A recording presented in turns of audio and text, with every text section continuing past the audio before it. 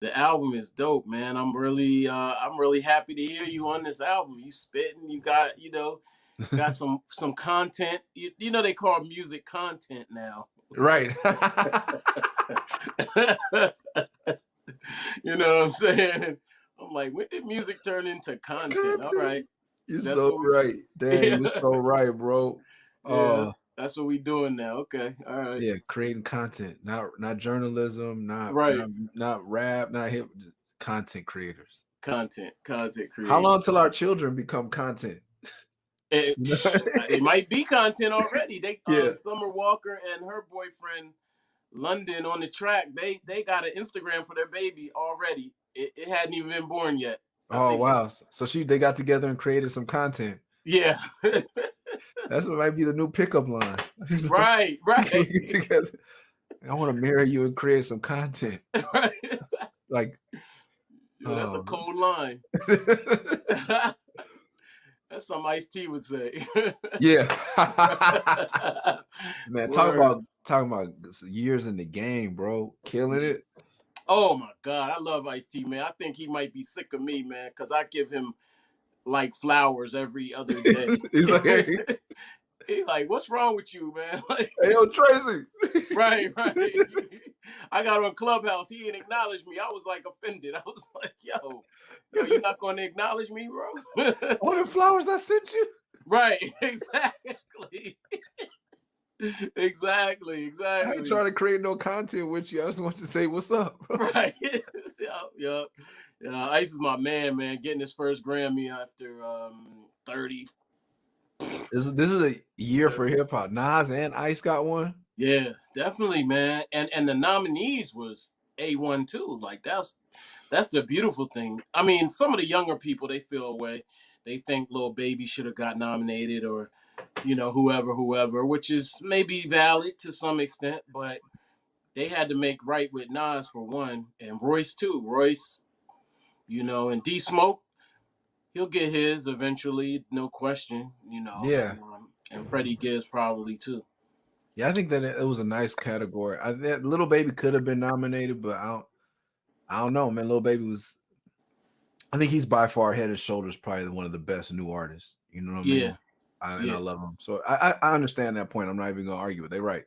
Yeah, but I wouldn't know who to take out of those that were on the list. Yeah, I couldn't either, man. I couldn't either. I definitely couldn't. And I think pretty much I think that was the consensus over the board, across the board. Yeah. But let's get into it, man. Your new album, Love and Rockets, Volume 2. Yeah, for sure. Yo, man, I gotta say, man, you just get better with time, man. It just feels like you just getting better as you move forward, which I love because we're removing some of the stigma attached to hip hop being just a young man's sport or young woman's sport or young person's sport. Just going into the album and the creative process, you did it with DJ.Fresh on the beats. Man, it's really dope, man. I mean, just talk about things in general around this project and how you got to this point. Fresh and I have been knowing each other for a while. He's a DJ from the Bay Area. He's born in Baltimore, but he came up in San Jose in the Oakland area. And man, he started DJing for Living Legends a long time ago in my old crew. And he would just hit me all the time. Hey, MURS, hey, Bay niggas, like Bay dudes be like, everything's like, hey man, hey, check this out, bro. Hey, I got this. Let me holler at you real quick. So every time, bro, he'd be on my line. Like I didn't do a lot of shows with Living Legends in that era because I had my own thing going on. But when I would hook up with everybody, I'd be trying to build with my brothers, and he'd be like, hey man, hey MURS, let me play you some of them beats. I know you got them Knife Wonder beats. Hey, but blood, hey, you need to check me out. I was like, no, Fresh, no, I'm good. And he'd be like, hey MURS, no, just me, not right now. No, just me, not right now. I'm like, all right, man. And me and Grouch from Living Legends did a project called These Hands, and he was the tour DJ. And being married, I stay out the way. You know what I mean? I remove myself. I treat everything like I treat the streets, the police, everything. Like I know what's inside of me, so I don't put myself around certain elements to trigger any type of misbehavior. Right. So I'm like, I'm to the because I want to drink, but I'm not gonna stay after the show and drink. I'm gonna be sober, and then when I get back to the room, I'll drink when I'm Right. four Right. walled in from any nonsense. Mm-hmm. Mm-hmm. So I was like, Fresh, let's just do a record now. We both on the road. You making beats in the van, because it wasn't always like that for hip hop, man. Yeah. Producers would be, Ninth, when we did Ninth, the 17th anniversary of the Ninth edition, when we did that, even when he did Little Brother record, he could have toured with Little Brother, he could have toured with me, but he wouldn't be able to be making beats. Right. And now you can make beats everywhere. So Mm-hmm. he's a touring producer. So he had just finished an album for Currency, and he gave me some of those, like that feel of beat. Yeah. And he accidentally gave me a song Spitta did for his Tonight Show Fresh. And I was like, ooh, okay, this is how you, because at first he gave me the beats. I was like, this is like 78 BPMs, bro. Like, what I'm supposed to do? I'm not about to go. Right. Hey, I just can't. I mean, I can, but I'm not. Like, Yeah. He's like, nah, you got this. And then I heard how Spitta was coming. I was like, oh, I could do this. Mm-hmm. And then from there, it just kind of took his form. It was going to be a Tonight Show because he has a whole brand, and eventually I want to do a Tonight Show with DJ.Fresh because it's such a strong brand. Okay. But this ended up being Love and Rockets too. It just had a feeling. It's good running music too, man. The tempos are real nice for my running style. Hey, you know what? Hey, I didn't even think about that. I stay right on the beat. Yeah, because I used to like up tempo stuff when I was younger. I can't keep that. Right. That's exactly what I'm saying. Yeah, bro. Perfect tempo. I didn't even think about that. You might have me out on the block tomorrow. Yeah, man. Yeah, you should do it, man. You should definitely do it, man. I actually put in 2 miles right before this interview. Well, a couple hours ago now, but yeah, I was like, yo. I wasn't that late, Chuck. Huh? Oh, you said a couple hours ago. Nah, I had an interview right before this. So okay. Yeah, it was the one right before this. Nah, I was like, oh my God, he's doing the rapper thing. He's late. I said, he's an on-time guy. I know he is. Yeah, I was in a whole nother Google meetup. I was saying anything about Chuck. I was like, Chuck been in the game for years, bro. How he not? Yeah. But it's this new thing, man. It's not like coming to New York and getting to see folks and like hang out like we used to. It's a whole new world. I know. Do you miss it? Like, how do you personality wise, how would you characterize your personality, and how has it linked to this thing that we're in? Man, I like being home. Mm-hmm. I hate traveling, but this has made me realize like I miss certain spots. Like I miss New York, but specifically I miss Harlem more than anything, man. Yeah. Being an LA kid where we don't have that type of Black community here, and I can admit that with no ego or shame. It's not that. I love going to Harlem, man. I love the feeling. I love seeing so many of us. And when I say us, I mean Black people. It just feels, I can feel the history. I can feel, man. I miss that. I usually get that at least once a year. And it's just the mecca of hip hop, New York City in general, just loving hip hop as much as I do. When you get there, I feel it, man. I feel, you drive by the buildings, you just, I miss New York City. Yeah. And there's places like that I miss all around the world. That's so, well, first thing I like being home, man. I don't like, it's unpopular take, but I'm not a fan of the baby stage with kids. So I have to be home with my 1 and 2 year old at the stage I'm least equipped to deal with. Right. They're cute as heck, but I my patience is slim, man. I always be like, I'm supposed to be out hunting and gathering right now. I ain't supposed to be dealing with tantrums and but I'm sure it's making me a better person, and I'm thankful for the time because I would have been gone 70% of this time. Got you. Yeah, that's how you got to look at it, man. That's exactly how I look at it. My daughter she's a teenager, and I'm just like, wow, we've just had tons of quality time, and we wouldn't have this time, especially as a teenager. She would be out and about, or and there's a side to that that's selfish on my side, but to make the best out of it, I'll say that we just got good quality time in, and Oh yeah, she would have left you. Yeah, for sure, no question. Like, can I go here? Can you take me here? Can you? Yeah, absolutely, no question. By the way, I want to say this, man. I miss LA and Cali so much, man. I never thought I could miss it so much, man. it's crazy because I was back and forth quite a bit, and I Yeah. was and y'all like the arts district. I'll be going down there and seeing all the street art and all the graffiti, and man, I just love it, man. I think the first chance I get, I'm going back out there, man, for real. You're more than welcome, man. I'm gonna stay. Yeah. I miss Miami. I'm gonna stay away. But yeah, Yeah. New York and Vegas, bro. I miss Vegas a lot as well. Yeah. And it's so close. I could smell it. I could taste it. It's just. Yeah. But I don't. Yeah, I'm just. I want my job back, bro. I liked my Yeah. job. You know what I mean? Yeah. Yeah. Now, you got quite a bit going. Like, let me not stutter too much, but it seems like you have a lot going on in lieu of touring and things like that. Um, I saw something about NFT. I've seen you Yeah, on yeah, TikTok.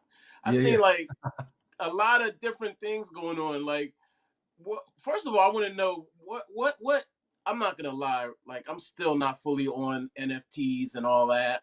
I know somebody told me you need to do your art on an iPad so you could sell it, and we're we're auctioning our art now and all this. But I'm not gonna lie. Like, I'm not fully on it yet. But there's quite a bit going on with you. So let's start right there. Like, what exactly is this that you're doing? So I think that for the majority, I don't say majority of my career, a lot of my career I've been like the forerunner of certain things. Mm-hmm.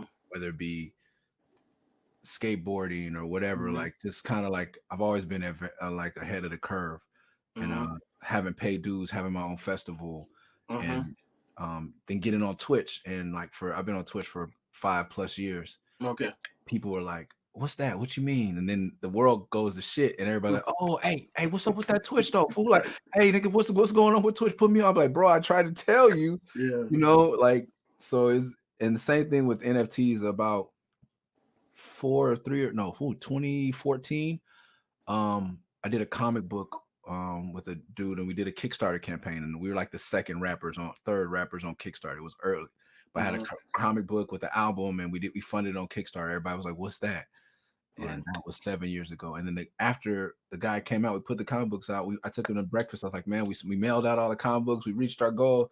He said, "Hey man, you mind if I pay you in Bitcoin?" I was like, "What you mean?" Yeah. I was like, "What's that?" He's like, and he just sat at breakfast and just broke it all down. I mean, I was like, "Oh, this sound like the real revolution. Like this sound like."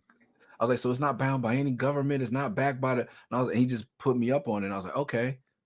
He set me up with a little Bitcoin wallet right there at the table and Mm-hmm. paid me. And I was like, "Cool." And people start showing up to I made a song called Bitcoin Beezy with our group MURS Day. Mm-hmm. And I said Mm-hmm. the chorus was, "I got 50 Bitcoin worth about 100 grand." And Mm. motherfuckers was on my neck about that. Right. Especially when it was crashing, like, "Ha ha ha, that'll never happen. This didn't age well." And now I'm like, Right. all right. So but on the thing I was talking, on the album, I was talking about how I didn't think that Bitcoin was going to be the thing. It was going to be Right. the thing after, because the government is still trying to mess with Bitcoin, and financial advisors are hating on it. Now it's Mm-hmm. publicly traded. It's not as decentralized as it once was. It's not the underground movement. But people Right. were showing up to my shows after 2014 when I made that song. They wouldn't care about rap. They wouldn't care about nothing. They would just buy it because it was Bitcoin. Like, whatever you got at your merch booth, if you'll sell it to me in Bitcoin, I'll buy it. Right. I was like, what? Right. And most of the time I didn't have my phone with me, so I'm like, just take it. You know what I mean? But Yeah. just give me Bitcoin later. Like, I was like, but people were really addicted to this, not addicted, but supporting this currency. They Yep. didn't care what you did. If you made apple pie and I'm allergic to apples, but I love Bitcoin, I'm gonna buy it. Right. But it seemed like still like a money game to me, and I'm not driven by that. So I Mm-hmm. didn't really get involved in it. I won't say that I got rich off of Bitcoin. I kind of just let it sit and kept my eye on it. Mm-hmm. Then in that circle, NFTs came along. I was like, oh, this is where you can put art. Right. Now I'm in. And being Yeah. that I already had a history of understanding blockchain and understanding Uh-huh. Bitcoin, it was easy for me to jump in and see where I fit. Right. So I got approached by this website called thehotblocks.com. Uh-huh. Yep. And because you go into these places, they're like OpenSea.io, Rarible, and it's a whole bunch. It's art. People think it's just art.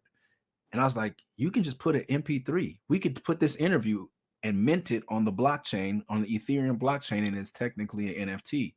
and we can sell it or we can give it away for free. So what I did with the first NFT that I put on Instagram was just give it away for free, because once you try to purchase it, there's something called the gas price, and you have to pay that. And that could be, depending on the day, that could be $600, that could be $6, it could be 30 cents. It just depends on the time of day and how many people are operating on the blockchain at that time. But I want us hip hop people and people of color to get familiar with it, where it's not a hustle, because this is something that's going to be long. It's like a CD. Once they figure out when ETH2 drops and 2.0, whatever, once they get the gas prices down, this is going to be a new way for us to communicate. We need to be literate. And I don't want it to all be about a money grab. And a lot of people are excited because it's the gold rush. Everyone's like, oh, I got to jump in. And I'm like, it don't matter who was the first person on CD. Everybody got on CD eventually. It don't matter who had the MP3 first. None of that matters. Just having an understanding, like you had to understand streaming, like you're having to understand TikTok, all that stuff. And same thing with TikTok. I was on TikTok at the beginning, but I'm not going to dance. Like, I'm part of that. It's funny because I think a lot of us, if you my age, you grew up dancing, watching MC Hammer, and then it became corny. So when I became a rapper, I ain't dancing. I got lyrics. I ain't and that was that. I ain't no houser. I ain't no, respect to the B-boys, but I'm bars, So you got some dope beats on TikTok. Some of them bars, so you just go search it. So when someone told me it was a rap challenge, I was like, oh, I could do this. Because I'm still home. I'm more than daddy daycare too. So I'm watching all I do is referee. I got 3 boys, so I just make sure they don't kill each other or kill themselves. And I'm good. Take a stick away from this one. Tell this one don't hit this one. I'm doing that, but then I'm thinking of these bars in my head, and then I just get on my headphones and go boom. And I'll tell you this, bro. Like, I dropped that on TikTok. I had 10 followers. By the end of the day, I had 300 followers. I posted it on Instagram. I got 2,000 followers on Instagram in 24 hours. Wow. The TikTok had more effect on my Instagram following than it did on my TikTok following. TikTok still ain't checking for me. But people on Instagram, so it's weird, man. But you can't be old, man. So the NFTs, the TikTok, I'm just trying to Twitch. I'm into technology. I'm into forwarding, sharing how can I share my art? And that's also a way to get it in front of young people without having to act like a young person. Rather than me trying to rap in triplets and rap like Drake or rap like Migos, I can rap like me, but I can give it to you in a medium that you're familiar with. And maybe you have a little more respect for me because I'm meeting you at your level. I'm not going to bend all the way over to your side, but I'm gonna meet you halfway. That's dope. Because the worst thing in the world is seeing a rapper, an elder statesman, whatever you want to call it, OG, trying to bend and wear skinny jeans, for example, just as a skinny jeans are rapping drill when you're not really doing that. You know what I'm saying? Like, it gets real a little odd sometimes, man. I hate to see it, to be real with you, but I love collaborations, and I don't hate against building bridges or whatever. So that's you got to build bridges. You don't have to cross the river, because I think you both have stand to gain something if you build a bridge. Facts. That's what I'm trying to doing. I couldn't, but on Twitch every Tuesday I have younger people on there, and I'd be like, teach me about Brooklyn drill, because I have no idea. I'm with kids all day. I used to be able, and I hate to be old, but there was a time where I could pick up the source and read it and learn everything about East Coast, West Coast, Houston, whatever. Now, even with Instagram, when social media first started, I was able to keep up there, but now they got the algorithms messed up. But I like it because Twitch allows me to talk to real people. And so I'm like, yo, what are y'all listening to? Send me a link. Okay, who is this? And then with the sad part about learning about Brooklyn drill and Chicago drill is that I'm like, oh, this dude's cold. Oh yeah, he dead. I'm like, yo, yo. So like, I found myself half the time being like, yo, before I even listen to this, is he alive or is he dead? Because it literally, as a father of a black child, it breaks my heart. So I'm like, oh, this dude is cold. Like, and especially being in the game as long as I have, I can see potential. Like when these little 16-year-olds are rapping, it's not where they're gonna be, but I can tell you who's gonna be one of them ones. And it's a few of those dudes I've been like, oh, he about to be nice. Where are he at now? This say 2017. Okay, where is new stuff? Oh, he what? And I'll be like, It's crazy, man. I don't know what these kids might be dealing with. I remember, obviously Pac, Big, as the most notables, but how devastating that was to us. But now sometimes I wonder how it affects our younger generations, because I'm like, are they callous? Are they just used to it? Are they traumatized? Yeah. Like what's going on with them? Because I know they're being affected somehow, and I just don't know how, because I can never quite peel back the layers enough to get from them, where they are with it.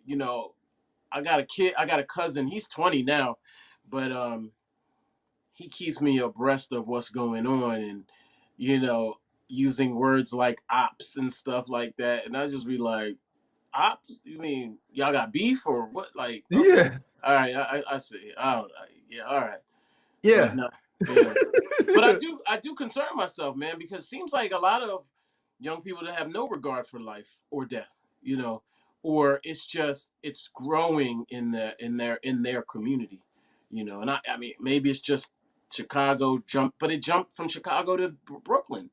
A lot Yeah. of these Brooklyn rappers are really emulating what they see in Chicago. I don't know, man. I try not to be too ignorant about it, but I see it firsthand right now, as it's just kind of metastasized almost, as the word. But Yeah, no, it's a cancer on our community. yeah, And when you try to, I hate to get down, but like, you look at the current events and it's like, okay, a white man can shoot 6 Asian women and 2 other individuals. I don't know who else lost their life, but I believe they're all Asian. mm-hmm. Then another white man can go in the store and he can kill white people. Yeah, mm-hmm. And both of these people walk out with handcuffs. Yeah, George Floyd had a fraudulent check, possibly. yeah, possibly. He's dead. Yeah, So what does that tell these kids, man? right. Yeah, What is the value of a black life? What is the value of a mm-hmm. life of a person of color? Yeah, Like, why wouldn't you? And if the best way to make money is to talk about it and be about it, and I also think they grew up on rappers who say a lot of stuff. They didn't get the message. They're like, yeah, oh, homeboy said blah, blah, blah, blah, blah, blah, blah, and he's still living? Oh, right. he really did that. They grew up believing these guys did Yeah, that. right. And so they pattern themselves after it. And then Mm-hmm. maybe you get someone like a 6ix9ine who gets into it and is like, oh, Mm-hmm. this ain't for me, you Right, know? right. And or you get some of these people out there that are with all the bullshit. Yeah, And I'm at the point, I think you're at the point too. Like when I hear a man say something, even a kid, like a young man, when I see some of these kids rapping, I have to turn something. I tell people in the chat, like, I can't watch that one. yeah, Why? Because I feel like that dude is really talking about that. Like he's yeah, really, he ain't just rapping. Some of these yeah, dudes aren't just, and it's crazy to watch. But what else do they have? yeah, yeah. Like I know. it's just it's a really a cancer and I think the media, or just not even the media, real life is emphasized. You can blame it on the video games or the music all you want, but when you look on the news and say this white man walked into a grocery store and killed all these people and Mm-hmm. walked out in handcuffs Yeah. without a bruise. Or even more so, get bailed out within a few 24 hours. Some, like the kid who shot up the rally, went from, I forget exactly, but from Idaho to Oh yeah, yeah. Missouri. I can't remember, I'm sorry, forgive me, but yeah, he ended up getting, and Ricky Schroeder was helping bail him out. About I that could I was like, Silver Spoons, spoon. what? Carlton told me, like, I was like, I used to like you. You rode with Alfonso. Now yeah. Oh man. I know that hurt Alfonso. Yeah, right. It did. But And I've that's and I guess too, when I got into Brooklyn drill, like what I'll do on Saturdays or Tuesdays, I'll watch a documentary.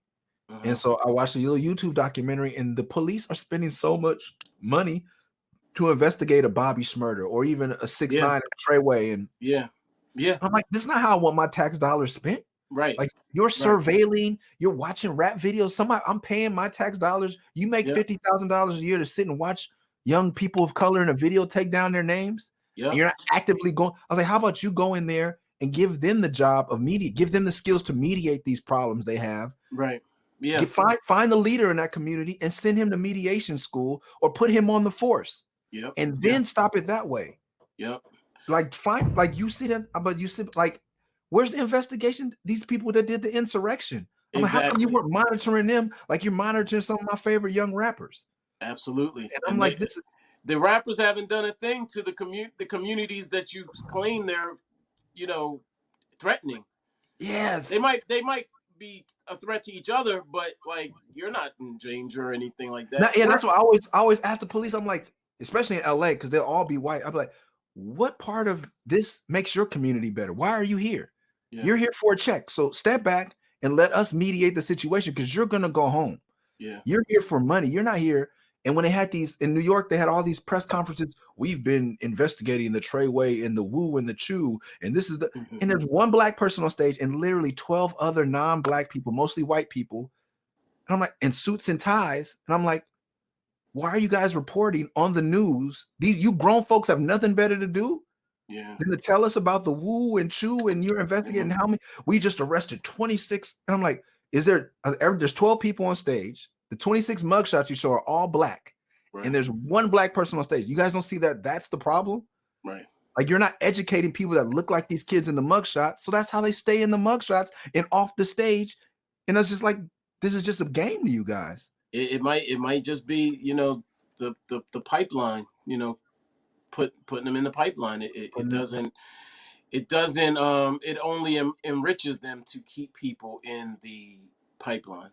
Yeah, it's like the medical system. We do it like, Yeah. you go to a doctor who only gets paid if you're sick, Yep. and you ask him Yep. for how to stay healthy. I read that, like, a Dr. Sebi meme. Yeah. I'm like, bro, Yeah. and it's just like, yeah, like they just want to. It's a cycle. They profit off, and then once again, it's a cancer on our community, and they want to profit off of us being sick. Yeah. Yeah. And it's medically and culture and socially, and we're sick both ways. But I don't blame these kids. I'm just, I'm trying to. That's why I stay on Twitch and I do the things where the young people do, TikTok, because you have to reach them somehow. And I guess for you and me, like, I feel like the most revolutionary thing I could do, sadly enough, is stay alive, stay out of jail, and stay involved in my children's lives. Yeah. Like, that's like it, and that's everyone think the revolution is not gonna look like it did in the 70s. We can't all march. Like, we did that. What are we doing now? Yep. Like, there's enough room. I don't think everything's equal yet, but there's enough room where I can raise some beasts. And I say that in the most positive way. Like, my sons are about to be, they done fucked up. My kid is on Zoom. I stopped sending them to history class. Right. You're never, right. And then am I going to be worried about when he gets an F in history? No, because that don't mean nothing to me. But sitting him in that class and letting her tell the Pilgrims came here and tried to help the Native Americans. If you don't get out of here, right. And I could have went up to the school and went on my bullshit, but I was like, you know what? I realized because they try to make us feel like we don't have control. So I was like, I just don't get up at 8:00 on Thursdays. You sleep in on Thursdays, right? Yeah. I don't have to argue with her. I'll skip that parent teacher conference. I don't have time to educate you, but I'm not about to let you tell my son. And I tell him, don't say nothing. If she tries to make you say something, then you let her know. But if other than that, I'll be the buffer, and we're just gonna keep on going and just silently building some beast at home. And I see other Black fathers, and I'm so proud of us. We've switched that narrative around so fast, and they think if they do think they got us right now, just wait 10 years. The only president my son knows really is a Black president. Right. All he knew is there was a Black president, and then there was a white president that everybody hated. Right. Just that alone. Yeah. Bro, if I would have grown up with that much knowledge. Yeah, that's real. Or just like self-empowerment. Like, white people loved him. Asian people loved him. Brown people. Everyone loved Barack, and everyone hated the white guy. Right. And before, I didn't have to. I had to learn to love myself, unfortunately. I think a lot growing up. Like, for Black men, every image you see in the media was negative growing up. Yep. And then if you had father, like, Black men in my life weren't about shit, really. I had to learn to love myself. Right. He's going to grow up in love with himself. Yeah. And I hope your daughter, I know your daughter's going to grow up the same way. Yeah. And that's what the world at hand, or the ops. That's what the ops. That's dope, yo. Man, that's great, man. I love to hear what you're saying, because it reminds me of me and my daughter. And she actually got in trouble for talking back. in history class one time, and she questioned him on something, and he shut her down and gave her a, like, yeah, I don't think she got an F, but gave her a bad grade, and I'm like, yo, just don't say anything. If you have a problem, come to me. I'll address it. And then, it changes the narrative a little bit because, the teachers don't want the smoke. They don't want the smoke No, for the very. They definitely no. don't want you rolling up in there. I'm sure, visually to them, that's intimidating. I know me. They call me a big black man. And I'm like, really? I'm not really that big. I'm like, average maybe. I'm big to you, but not, Yeah. I I don't went. know. We went to some like amusement like park, food festival, whatever, outdoor Mhm. function for the kids, and I had on a hoodie over my flannel, so it's Uh-huh. kind of bulky. And I said, I didn't realize till I got home. I said, "You got all them clothes on," and people usually look at me because of my hair, but I was getting fear, like people were moving away from me. But I Yeah. looked kind of, and I was like, that still exists. Like y'all still. I was like, I'm pushing a stroller. I got 3 kids Right. and my wife. And then I noticed it was everyone. I was like, oh, everyone's, because usually, it's hard to move a stroller in a crowd. Right. People Party. were, I was like, and they were looking at me strange. I was like, that's not the usual. What's wrong with your hair? Or why doesn't he shave? Look, Right. it was fear. And I was like, oh, these motherfuckers, you get a little big black man. The more angry you are and more intelligent you are, the bigger you are. Yeah. And, Right. Yeah. and the angrier you are. Mm-hmm. Yeah. The Exactly. intelligence equals anger. And yeah, being black makes you big. Yeah, I guess that's what. Well, that's literally. I don't want to go too far into the weeds, but there's a study a few years ago, and this actually might lead into the next topic, so to speak. But white people believe black people have superpowers. That's why they over. It's true. I'm telling you. Soon as you get on Google. I'm telling you. All right, That's all right. why. I'm telling you, watch. You'll see it. It was years ago. It was like less than 10, though. Less than 10, like 5. And that's why when December 21st came around and we was talking about those superpowers, people were quietly looking like, we're not sure this is a joke. You know what I mean? Because they do. That's why they overcompensate, man. You wonder why police um shoot you or whatever, or they don't believe in tasing because sometimes a brother might just rip that joint out and keep Yeah, keep coming. and they believe that. Yeah, they believe that, seriously, dead serious. Oh So man. we got to understand the perspective that they have and how they see us. Because if I'm a big black man, I'm like, you there now. I see why my dad, like, nobody in my neighborhood, which was mostly white, would even step up. Like, my dad was, he wasn't a bully, but he was just like, nobody was trying to go there. So when I got into little scraps in the neighborhood, one time in particular, they were actually my dad. Yeah, my dad came outside at that point. Yeah, I think my dad came outside, and my dad was like, they was like, yeah, I'm gonna go get my dad. He was like, yeah, go get him. I'm gonna stay right here. And We're gonna be right here. they never came back. They never came back. Needless No to show. say, that's one of my proudest moments, man. They never came back. You But never can. yo, so this interview is, it's gonna hop around. It's gonna bounce Sorry around a about little that. bit. Yeah. It's gonna bounce around a little bit. But my first question actually was about Justice League and what you thought of it, because the you know, I mean, I don't know, man. People seem to love it, and I actually liked it. You Okay. know. I'm still on hour 1. We got 3 Okay. kids. So we get Yeah. about, from me and my wife, get from like 9 to 10 p.m. to watch something. Then we gotta go to sleep. Mm. They be up early. So we Okay. slowly working through it. But I was skeptical at first because I was like, man, you served me a shit sandwich, and then you tell me you're giving me more 2 Right. times. It was like you just put Right. more shit in it. I'm like, no, I didn't like it the first time. Nah. But it's a different movie. Mm-hmm. Yeah, it's different, and it's I actually watched it in one sitting, which Oh, I does didn't that I make a didn't think. difference? It's a little sleepy in the beginning to me. The first hour or maybe I don't know, maybe hour or so, it's sleepy. I almost fell asleep. I was tired to begin with, and it's pretty sleepy. So you give it a little time, and then it'll pick up. Yeah, last night I started to be like, oh, now I lightweight don't want to go to sleep. Like, Yeah, okay, okay. yeah. And Cyborg is actually um the most interesting part for me is that Okay. Cyborg gets his just due, Yeah, and see, I still haven't got to the cyborg juice. I'm waiting for that. yeah, I'm actually like really proud. Like Ray Fisher got a hard time with that movie and the aftermath and stuff like that. So I'm actually gonna re-edit or rerun the interview I did with him just to reframe some things because I think they owe him a solo movie now. Yeah, did he get boot from the franchise or is he still part of it?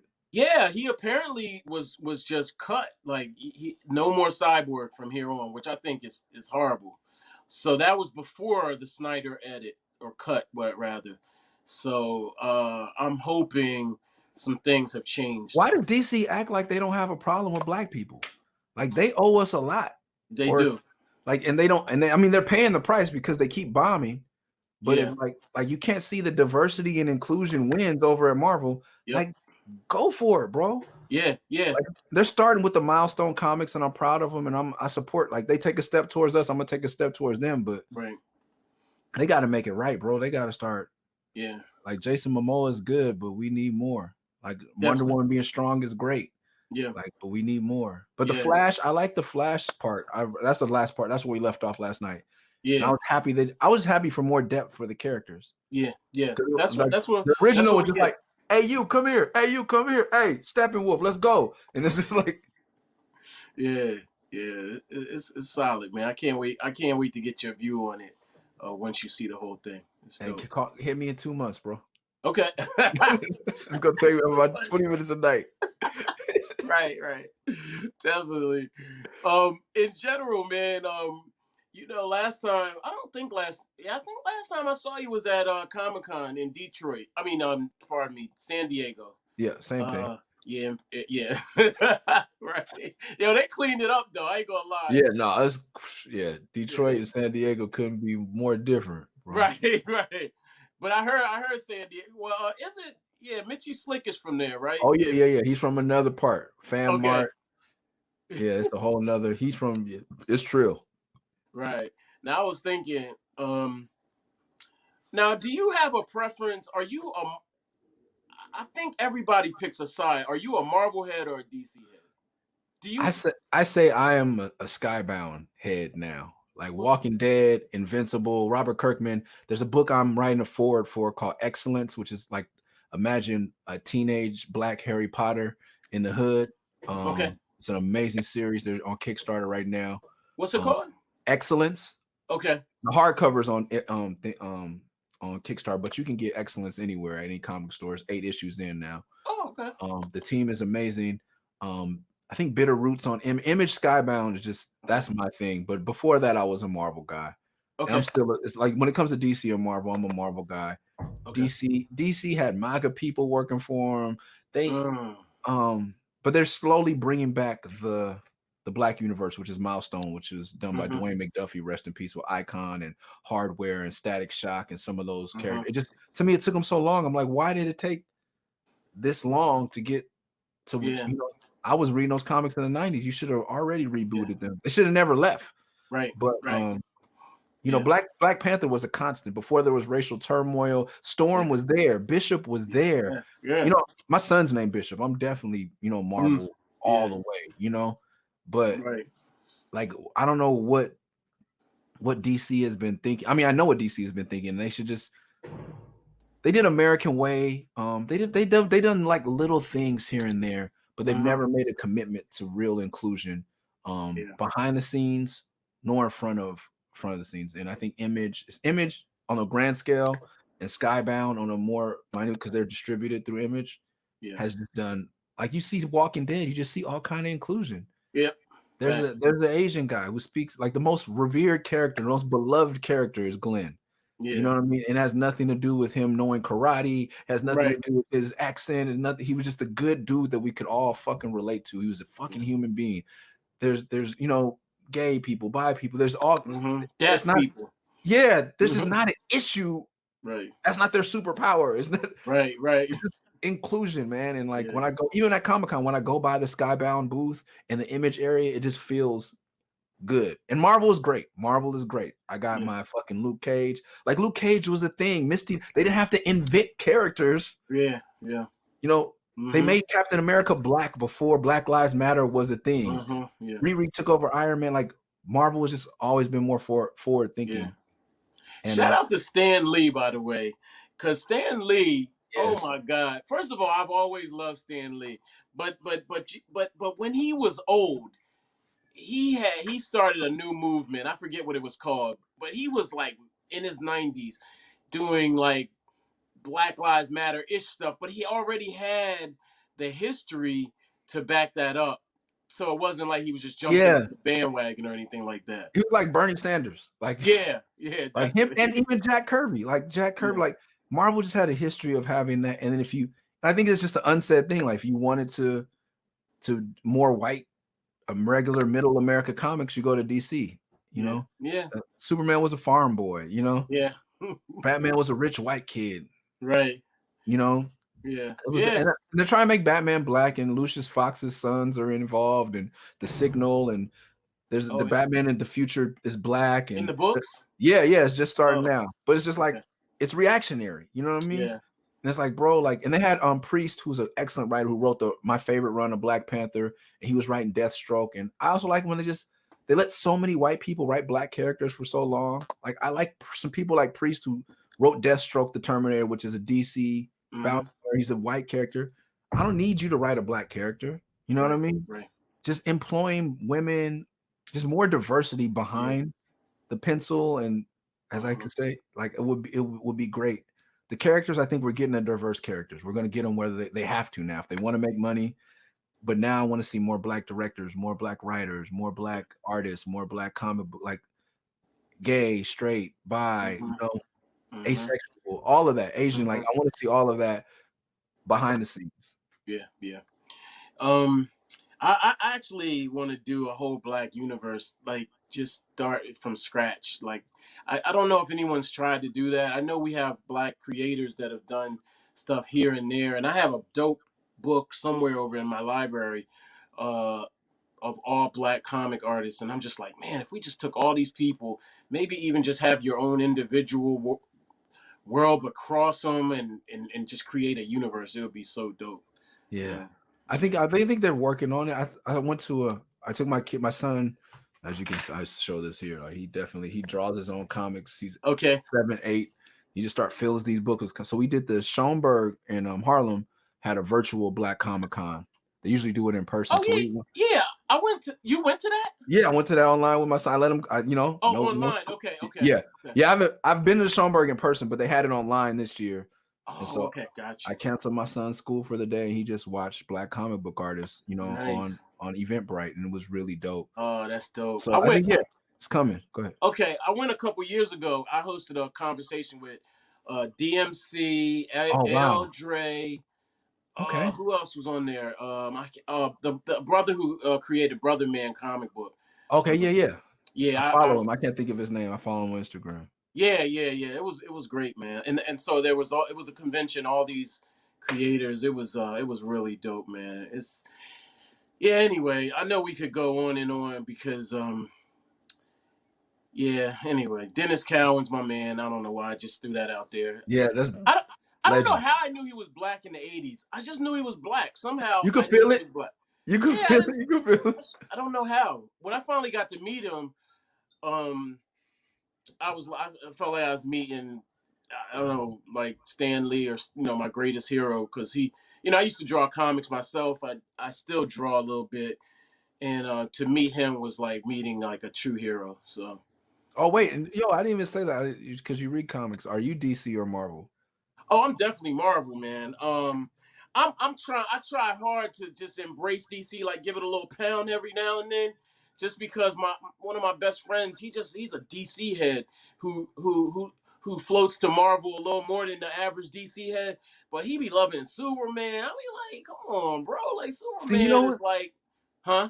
That's how Knife Wonder is, man. I'm gonna say I love you, Knife Wonder. Yeah. Fuck up, bro. He on some sucker shit, man. I can't, bro. And it's hard to record at his studio because like Batman here and this DC here, like Right. all over. Like it's not even subtle. I think it sucks my energy out of me. I don't think I'm recording my best albums in that place Right. because he's bombarding me with propaganda from a Knife. subpar. We gotta get Knife in a room and just like strap him down and then Bro, open it like in a Clockwork Orange and yeah. just make him watch The Marvel arg- movie. like we went back and did our last record. I was like, bro, Black Panther came out. The vibe's gonna be changed, bro. He is so loyal to the bat.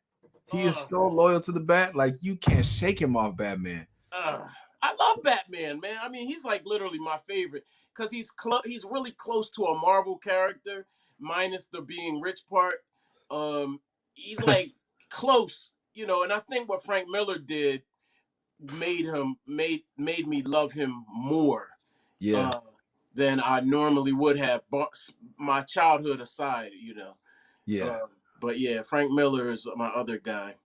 But yeah. So anyway, back to the album a little bit. Now on the album, this is something I didn't really know about you, but you say in a couple of instances, my Crip and been weird in about 3 songs you say that, and I was like, did I miss something? Like I was like, I feel like I missed something that I thought I heard this before, but then you represented it more or definitively on this unless I'm missing the boat. Is No, that yeah. That was it was for me, like I grew up in it. You know, I grew up in Crip neighborhoods all my life. For the most part. And my first tape, 1997, was all blue tape because I grew up like listening to Kiki Loke and Key Rock and like it was an NOTS, Niggas on the Streets. It was a blue tape. It was a Crip True Blues, like a legendary tape. I was like, when I get a tape, I'm gonna have a blue tape. I mean, if you look at the gang writing on the thing, like if you look at my second tape, Back for No Good Reason, I spell it BAC. Like there's all like what I've been presenting as I grow up and I unpack myself. Like I knew what Crippin was before I knew what Christianity was, before I knew that I was Black, before I knew that I was heterosexual, before I knew a lot of things about myself. I knew that I was a Crip. I was, I never got jumped in, but all of us, like we say, cuz we talk, and it's something I kept separate from my rap because I felt like I'm performing for white people. Like it's none of their business. Like, you know what I mean? And plus I think rapping about it celebrates it and it sensationalized something I think is cancerous. I wouldn't go on an album talking about my family member is sick and this and it's killing me every day. And I feel it was always asinine to me. And and not to judge anyone else. And I wasn't living it. I chose not to live that life, but denying its impact and influence on me was definitely something I did out of trying not to spread the cancer.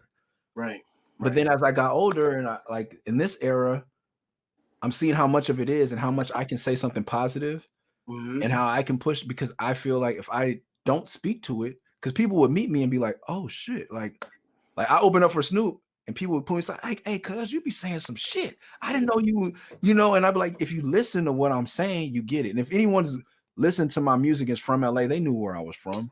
They knew where I made it known. We say Midtown, people know what neighborhood that is. They know, they know what it is. But I feel like it just got to a point now where it's a part of my journey. And in this culture, people are constantly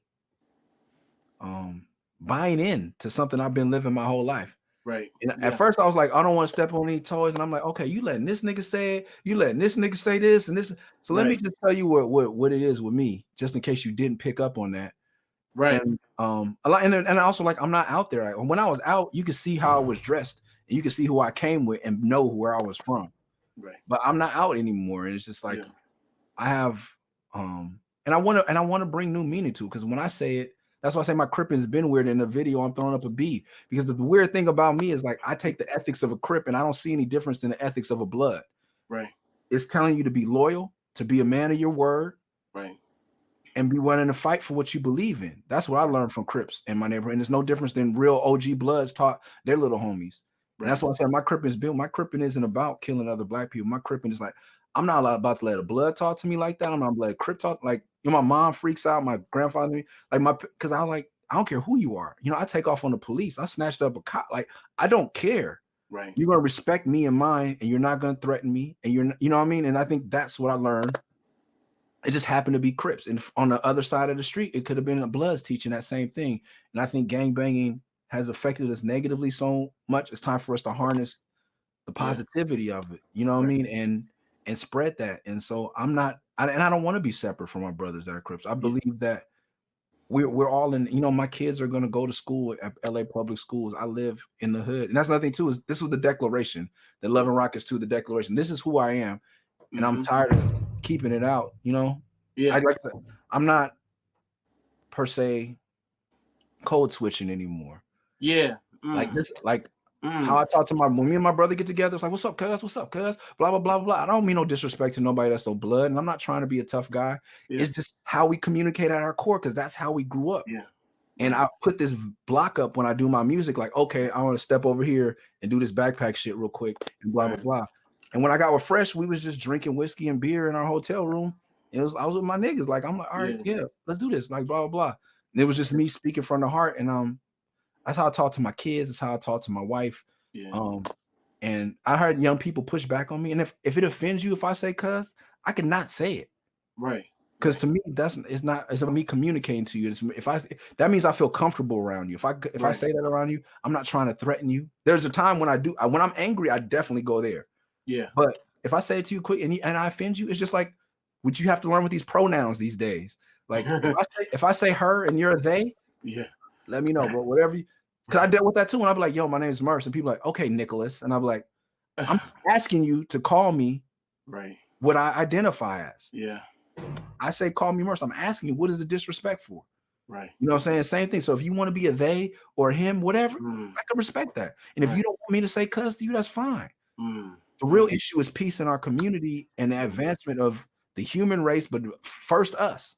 Yeah, right. And if I could talk to you about that, however I gotta talk to you about that, I will. If I gotta call you blood, I can say blood. I say blood all the time. Yeah, I'm cool with that. I was on an all blood label. Going on tour with Tech 9 was culture shock to me, bro. I ain't never been around that many bloods in my life. Right. Wow. And then the fans are holding up red rack, bro. If you knew how much it was jarring to my inner being, but I had so much growth, and I looked at it as an opportunity for growth.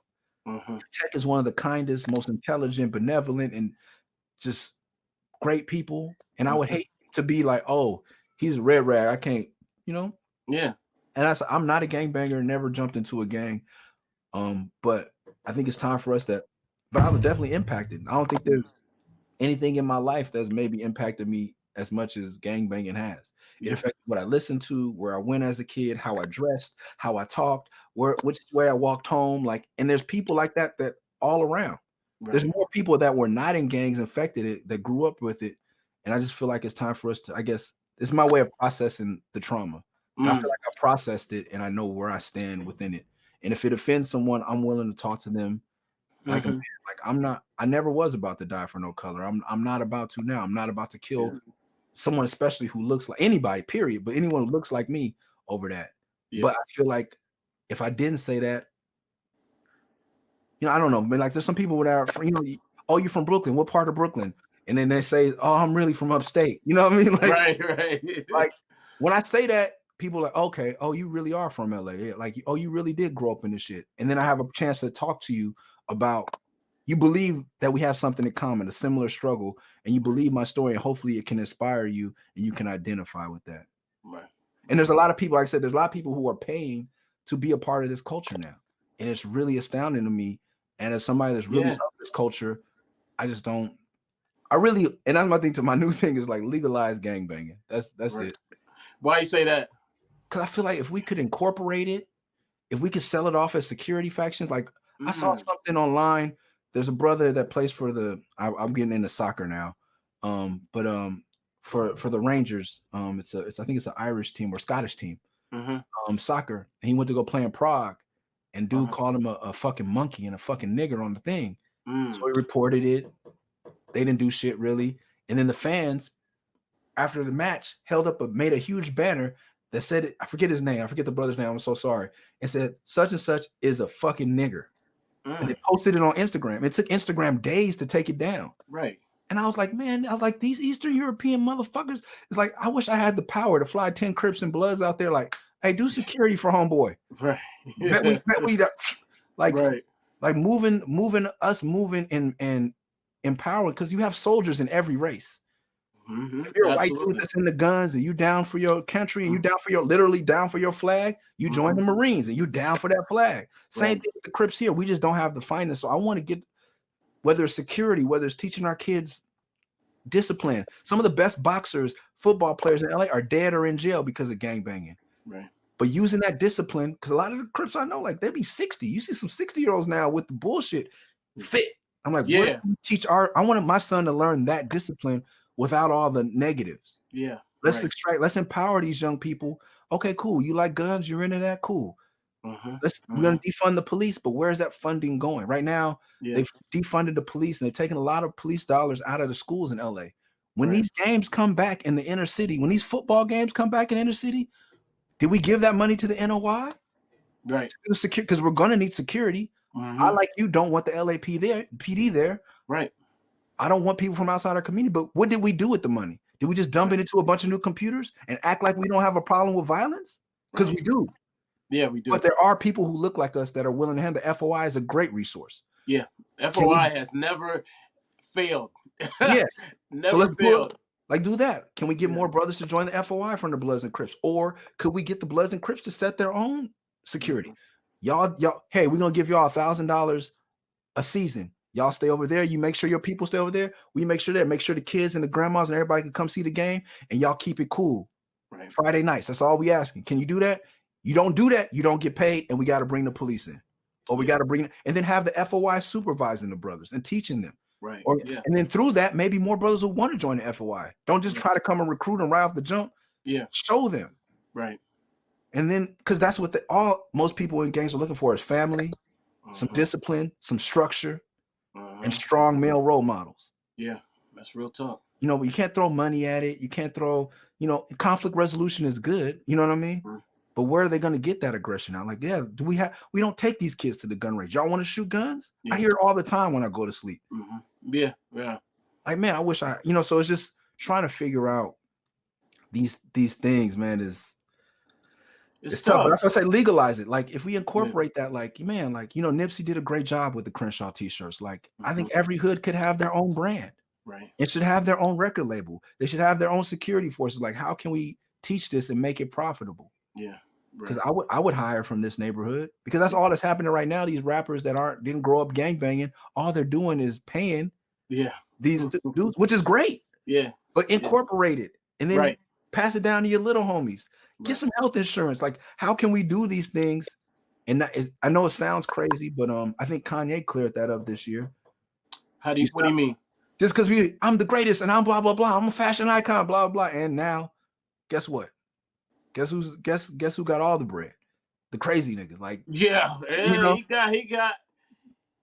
the bread. Yeah. So I'm like, all right, you said some crazy, like, that's a difference when crazy can be good. Like, just be driven about your purpose. So I'm saying these outlandish things and legalize gangbanging, and I don't want to legalize killing, but I want to legalize Black organizations. Yeah. On the street level. And I'm trying to figure out that way. And that's why I stay abreast of NFTs, because these are dollars that aren't controlled by world governments.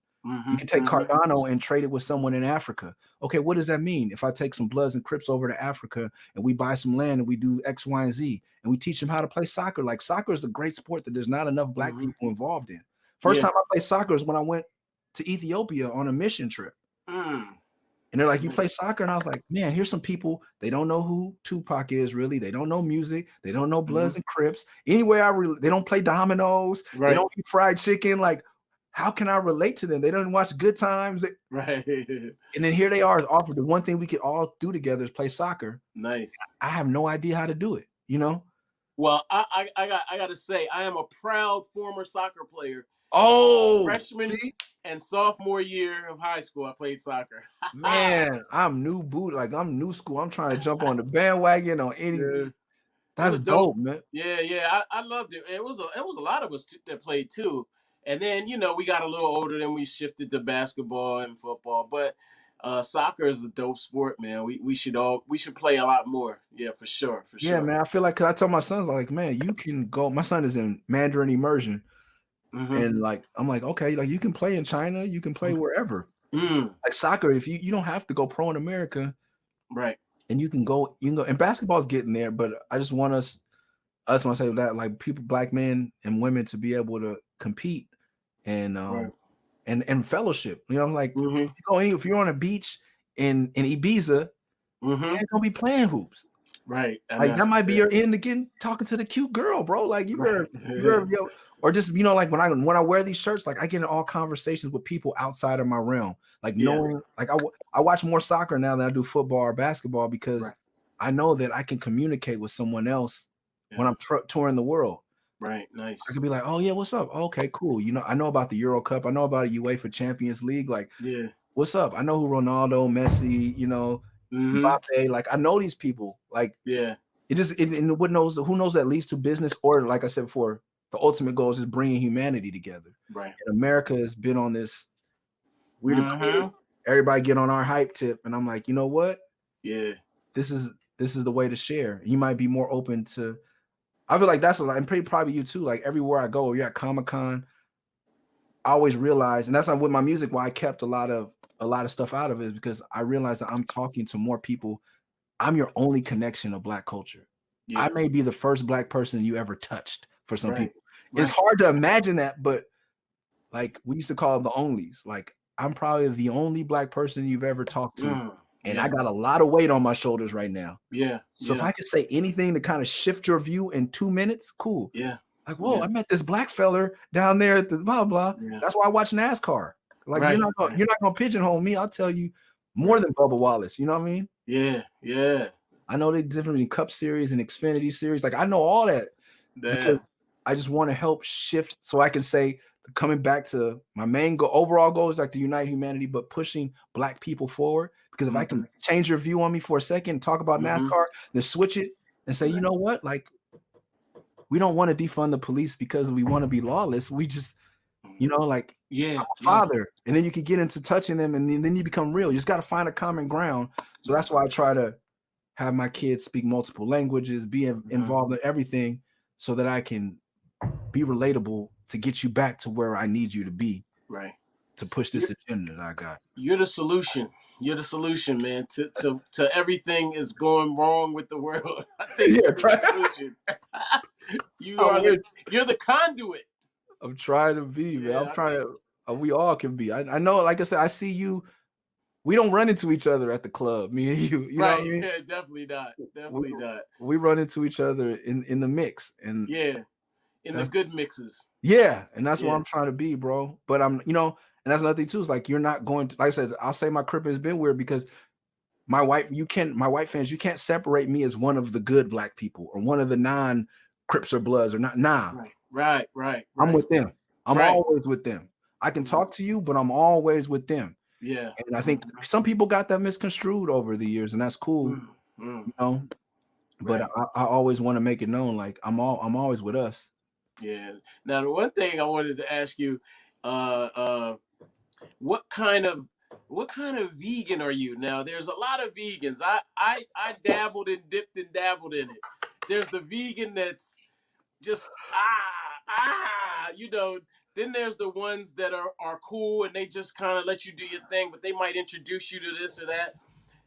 There's the ones that don't, like, they're animal, like animal lovers type of, and then there's the ones that's for health purposes. And so which type of vegan are you? I know you're vegan by marriage, but that aside. Yeah, man, I was vegan when I was growing, like coming up. I was vegetarian when I was like 16. Okay. And I had a Black family that was like, man, my grandfather went ham on, literally ham on, like, okay, boy, you can't eat this. God gave you dominion over. We brought the Bible into it. I don't know what's wrong with you. You're supposed to eat. You too good to eat this ribs. You've been eating these ribs all your life. And I was like, oh man, I was the worst person. Right. And then I got broke and I haven't eaten beef or pork since decades. But I've gone off and on chicken. But I guess kind of what threw me off It's like 08 as I started to become like a little more popular. I was on MTV and stuff, and they found out I was vegan. MTV reached out to me. PETA reached out to me, and they would want to talk about the animal rights, and I had to be honest, like I don't give a fuck about no animal rights. Like my people, back to the point, like my people still are like my homeboy just got shot in the head, bro. Like I'm not thinking about no mother. It's healthy. Yeah. You know, this before I had the Greta Thunberg perspective of like it's good for the environment. Like it's gonna eating that much meat is gonna fuck up where we all live. Right. So health, my personal health first, then the health for all humanity, then animal rights for me. And animal rights didn't even become an issue until later. Till I started having like my son is like when I taught my son like this is a chicken, and he was eating chicken at the time because I didn't force it on him. I'm not, you know, I'm not gonna give him no beef or pork. I just couldn't do it. You know what I mean? But I eat chicken from time to time, so I was like, I'll give you some chicken. And he's like, oh, the chicken, like we were doing spelling. The chicken that's different than the chicken we eat. I'm like, no, it's the same thing. Yeah, what do you mean? This doesn't move. And I was like, well, that one, you kill that, and then he was like, I'm good. Like, he was just like, right. And it got me thinking about animal rights because he had a puppy, and he was just like, I was like, oh, okay, like it softened me up a little bit. I was like, all right. So then I got more on the animal rights kid, but I'm also like I said, I'm us first. Like, cool. If you want to eat beef, but you about to get these babies off, you know, and taking care of these black children and you know, equality of all people and things like that, we can talk about your diet later. But I do think your diet affects your mindset and blah, blah, blah. Yeah. But if I start off, like I said before, if I start off arguing with you about some motherfucking hamburgers, my nigga, we ain't gonna get nowhere. Right. Cool. Yeah. I'll sit there, I'll buy you a Big Mac if I got to. If we could talk about the issues in raising our children in a safer world. And then I can talk to you once, like I said, once I connect with you and I can give you some facts, then you can do what you want with those facts. Yeah. But if you can look at the facts and see that it might be better for the world. But then, then there's, like I said, I've been vegetarian off and on since I was 16. I'm 43. It's 27 years. Yeah. I've never seen so much fake meat in my life, bro. Yeah. It used to be hard to eat. I used to be a French fry eating motherfucker for a long time. You know what I mean? Yeah. Like, I'll just have the fries and the salad. Right. Going to IHOP, like I'll just have the potatoes and broccoli, please. Right. You know? Right. Now, and it can't be good, man. I seen the Soylent Green thing. Like, don't let this Beyond Meat. I love it all too. Don't let that be your entire diet. I think even these corporations, if they're really about their veganism, will tell you. Right. You can't just have Impossible Burger for breakfast, lunch, and dinner. Right. You can't have fake chicken. You gotta have some vegetables. You can't have, you know, fake chicken pasta every day, bro. And it can't. And also with the smoothies, I see so many brothers out there with smoothies. Like, that's still a lot of sugar. Yep. It's still a lot of sugar. It's a lot of fruit. Like, have some vegetable juice. Yeah. You know what I'm saying? Green juices with that taste horrible. Yes. I think Jack LaLanne was one. If it tastes good for you, it tastes good to you, it's probably not good for you. Right. Yeah. Like, that's why I like you know, the homeboy from the line, like that black seed oil I heard order from Health was it Healthy for Life or I got it. Yeah. Yep. That shit ain't no joke, bro. That ain't no punk bitch, bro. It's like castor oil. Yeah. Just all right. That's the stuff. Yeah, like taking cold showers. Like I said, there's other things we could talk about outside of meat. Like, cool, you want to eat meat, but are you taking cold showers? Are you scraping your tongue in the morning? Are you drinking this much water? You know, even with the water, like I've heard some things like, you know, we're Africans. Like, we didn't grow up drinking a gallon of water a day. Where was we gonna get it from? Where's right?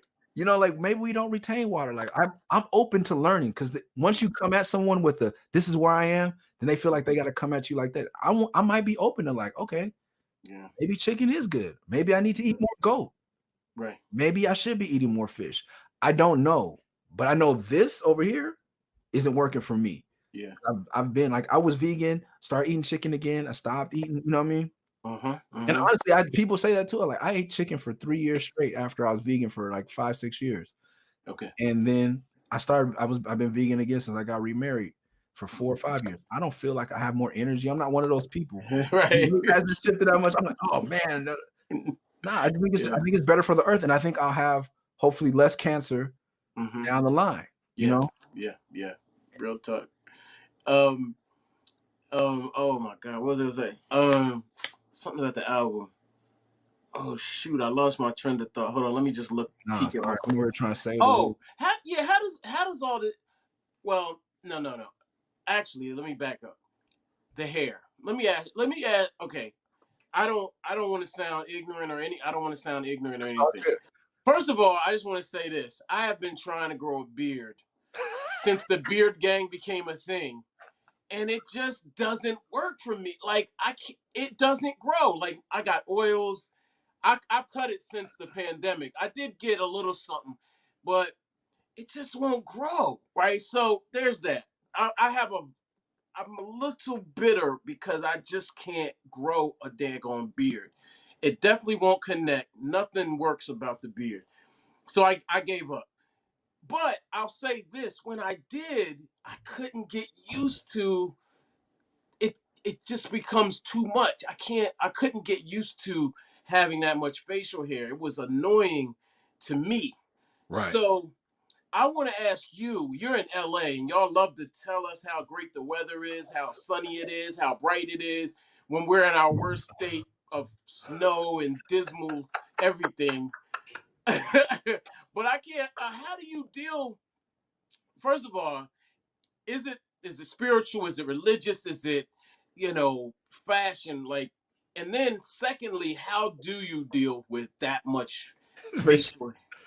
Man, you have to God bless my wife because I don't know how she does. Like my kids, like kissing on my kids and my mom. But for me, it's nothing, man. It's always when you see how you want it to look. Like my crazy dreads. I see my homeboy Hinnock have them. And I was like, oh, that's how I want my hair. And then one of my OG homies, Malik, used to have dreads like this, and I was like, I want my hair like that. Like it was just something. And he was in high school. Nigga had a full ass beard. I don't know what was wrong with him. Right. But, I was like, yeah, like I want to be like dude. Like that's. So I identify with it, and it just always felt right. And then even when and that's my thing is like I'll try eating meat. I'm not locked into one thing. Like I cut all my hair off, and I was like, no, I liked having hair, and I used to go get, And for me, also my dreads was like, believe it or not, I was very particular about my haircut. I would get fighty mad when I got a bad haircut, and being on tour 70% of the year, I would pop into some places and I'd be like. Cause you know the rules of the barbershop, but look, I got sound check. I got between sound check and the show to get this haircut, or I got between check out of the hotel and this is before Uber, right? And getting back to sound check, and I got to get on the train or the bus, and I'm like, cool. I know I'm not supposed to go to the dude with the open chair, but I got it. And so I got tired of getting my hair messed up, bro. Right. And so I was like, cool. Let the light. And then exactly like I'm never. This is one of the first California winters I've got to enjoy because I'm always on tour from September. I'll be gone to November, and I'll be in some rugged cold. You know what I mean? I done some shows in Canada in the winter, bro. Yeah. 50 below. Right. This feels great. And I feel like I hate to be that guy, but like I'm African. Like I don't get hot. Like I was living in Tucson for a while. Right. I'll keep all this here in 110. I just feels natural. It feels right for me. Yeah. It's definitely, I don't know if it's spiritual. Absol told me I shouldn't have cut it, and probably that's why I fell off or whatever. People used to bring up Busta Rhymes, but niggas ain't talking that shit now. So right. Uncle Busta cut his hair, blah blah blah blah blah. Right. ELE 2, nigga with the clean fade, Crush, one of the coldest albums of the last decade, bro. So salute to Bus, and so like. I don't believe in it gives me strength. None of my kids have cut their hair. My son is 8. He's never had a haircut in his life. But I tell him all the time, if you cut it, go ahead. Like whenever you're ready, just let me take you. Right. Because I think the barbershop is a great place for black men to congregate. I think about trimming my beard just to go back. My barber's my big homie. OG Keith is like, that's my nigga. Like, I've gotten a lot of gems. Being in the barbershop is definitely a place to be. So I don't know, man. But I know that if you maybe, you know what I'm saying? I know there's some secret to orally pleasuring a woman that may, you know what I mean? So I don't know what your situation is, but you know what I'm saying? Nothing works, man. Nothing works. I'll try to shift it to an inappropriate territory. Right, yeah, I'll leave it there. Nothing works. Try to start some trouble. This just wasn't for me, man. I'll say that you are definitely blessed, man. Most black men or men, period, are losing their hair. So to have a super head of hair. My boys be mad at me for having a hairline. I'm like, man, I'm just happy to have what I got. You know what I'm Yeah. saying? Yeah, I Yeah, think that's the thing is changing the narrative in our culture. Like people used to get really angry about my hair, and I'm like, man, I'm happy I could grow it. You're right. Like some people can't, so I'm going to. yeah, And age, so especially in rap, people like want to lie about their age. I'm like, man, if you were from where I'm from, even if you're not from where I'm from, we're losing too many brothers just to health reasons yeah, or yeah. unexplained deaths. Like I'm 43, bro. When I'm 50, you're gonna know it. You know what I'm Yeah, saying? Like if I'm yeah, still rapping, like you'll hear a bar about being 50. Like yeah. That's real. I'm proud of my gray hair. I earned all this, and our sons need to see that, and America needs to see that. We're gonna be here. We're gonna get old. You Yeah, know what I mean? I don't have to appear to be young and enforce black don't crack. Like yeah, I just want to in respect for our elders and our OGs, and you know, really helping them and allowing them to help us and listening to them is really important to me. It's just for all that to me is like changing the culture, because also too a lot of people get my age and they don't want to, even if they do have a hairline, they'll shave clean so you don't see their grays. yeah. They do, You they know, do. and if that's what you want to, that's cool. Like Yeah, I'm going to be the balance in the force. I'm going to say the yeah. unpopular thing. And for me to also too, I know a lot about in a lot of cultures, it's about not being vain and not vanity. Like I struggle with that. Like my lawn is all messed up. You know, you would never know what I did for a living if you looked at me. My phone screen is cracked. My minivan is toe up. Like Right, right, you wouldn't know. Oh, I'm not the guy you're gonna ask about crypto.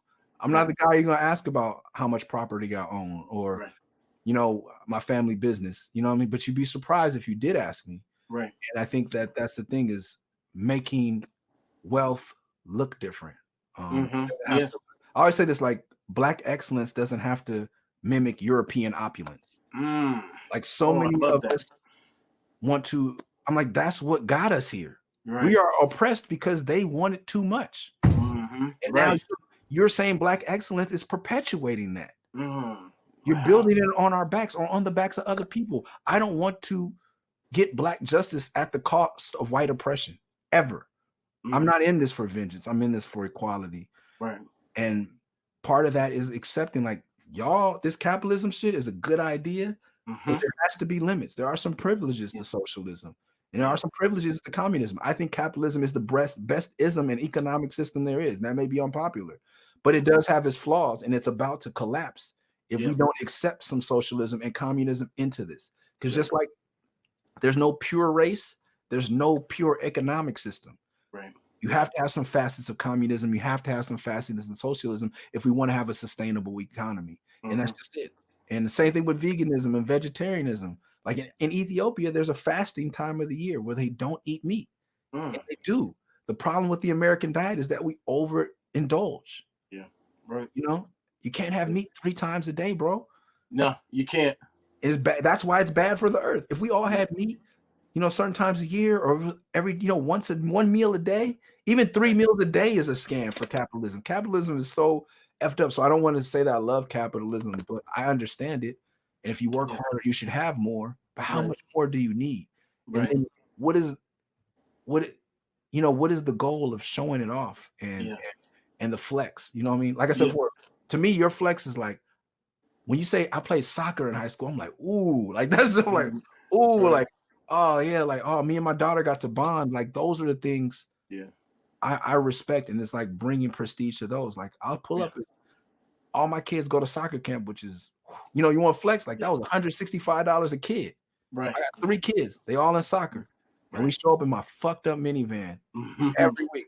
But I have a fucked up minivan and a fucked up front lawn that I didn't get resided so that my kids can play soccer on it and tear it the fuck up. You're right. I'm not wasting water.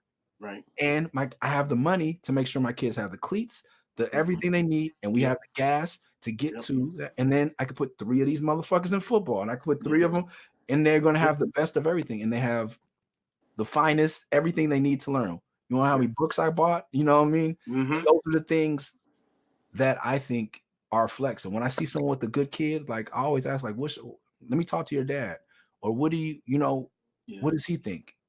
Right. I'm always into meeting good parents. Like to me, that's the ultimate flex is having a intelligent, kind child, successful child. I'm like, man, Like you telling stories about your dad. Like to me, that's the flex. Like Yeah. like I always come back to the line Jay-Z said, "It hurt my feelings. I was such a fan. I still am." But he said, "You on the road 1,000,000 hours, I fly over your bus."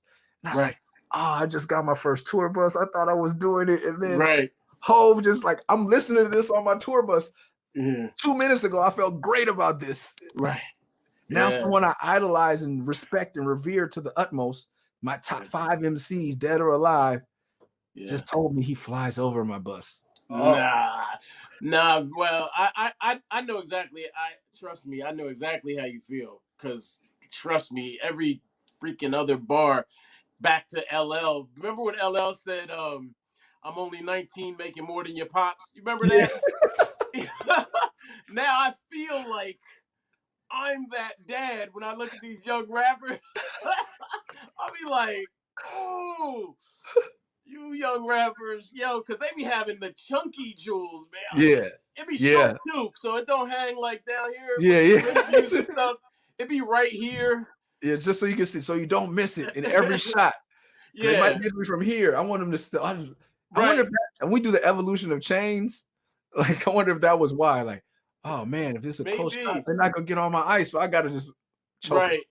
Oh my god, it'd be killing me sometimes. I mean, I'm actually, it don't kill me really, but I ain't gonna lie. Like, I never was a jewelry type of dude.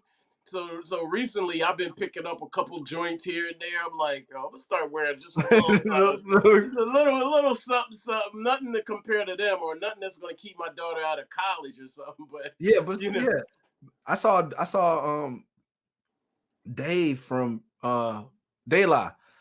We doing Rock the Bells, and he came to the side stage and he had some little shine. I was like, okay, like this is when you get it. To me, like this shows that you got it and you gonna keep it. Yeah. Like this is like, okay, this is what y'all on y'all 9th, 10th album. Right. You know what I mean? 20 plus years in the game. Yeah. And this is the first time I ever seen you sparkling. Like it was like a little like crossword puzzle or jig. It was tight. It was like custom piece. And I was like, And I was like, all right, I can get one of these one day because I feel like you're somebody I respect and you did it. And that's when I looked at young people, I'm like, it's cool, man.